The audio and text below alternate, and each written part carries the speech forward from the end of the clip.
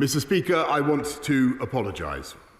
Well, Prime Minister's question time would have been a humiliating and humbling experience for Boris Johnson today. For the second time in a few weeks, he's had to come to the House of Commons and apologise to MPs amid a storm over illicit parties at Downing Street during lockdown. Now, he came to the Commons today and he started, even before he'd taken a question from MPs, by apologising over the latest one, this one on May the 20th, 2020, by saying that with hindsight he regretted it and it shouldn't have happened. I believed implicitly that this was a work event. But, Mr. Speaker, with hindsight, I should have sent everyone back inside. I should have found some other way to thank them. And I should have recognised that even if it could be said technically to fall within the guidance, there would be millions and millions of people who simply would not see it that way, people who suffered terribly, people who were forbidden from meeting loved ones at all, inside or outside. And to them and to this House, I offer my heartfelt apologies. He confirmed that he himself was there, that he spent 25 minutes at the party thanking staff for their efforts during that first lockdown period, when of course there were very tight restrictions. You weren't able to meet outside for these sorts of gatherings, and saying that he deeply regretted it.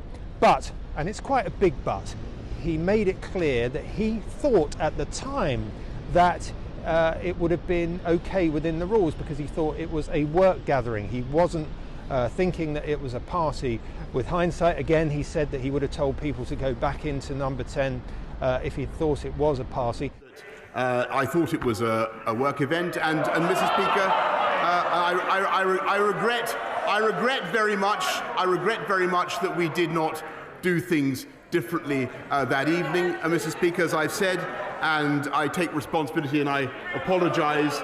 Now, that defence is going to be quite hard to maintain when you look at the email that was sent by his principal private secretary, Martin Reynolds, which said to people to bring your own booze to the party, and it was sort of described as socially distanced drinks. So I'm not sure that one's going to hold in the long run. After months of deceit and deception, the pathetic spectacle of a man who's run out of road. His defence that he didn't realise he was at a party. It is so ridiculous that it's actually offensive to the British public. Again and again, he appealed to MPs to wait for the outcome of a independent investigation by Sue Gray, the senior civil servant, into not just this party but also a series of allegations around other parties. Now, the question is, will this work? So the mood among Conservative MPs, the House of Commons chamber was absolutely packed, but it was pretty mooted, the support from Conservative MPs. The Labour leader, Sir Keir Starmer, said to Johnson twice that he should resign, or asked him if he was going to resign. He called him a liar, and he really tore into his defence, not just about this party, but about previous claims about parties taking place. Is he now going to do the decent thing and resign? Other opposition MPs also called for Johnson to resign. It was clear he wasn't going to do that today. The big question is really whether this satisfies Conservative MPs, backbenchers who were already pretty fed up, not just with this, but a whole series of missteps, what they see as missteps from number 10 and Boris Johnson over the last few weeks and months. Many Conservatives were saying they wanted to hear an apology from Boris Johnson. They wanted clarity as to whether he was at that Downing Street event on May the 20th. Well, they got that, and that may satisfy them.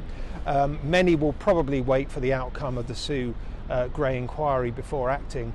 But for his opponents, I doubt this will really make much difference. And then it's just a question of timing around a leadership challenge. Do they wait until the May local elections? Do they wait to see a few more weeks if Johnson can try and get things back on track and try and turn things around and see how this plays with the public and the polls?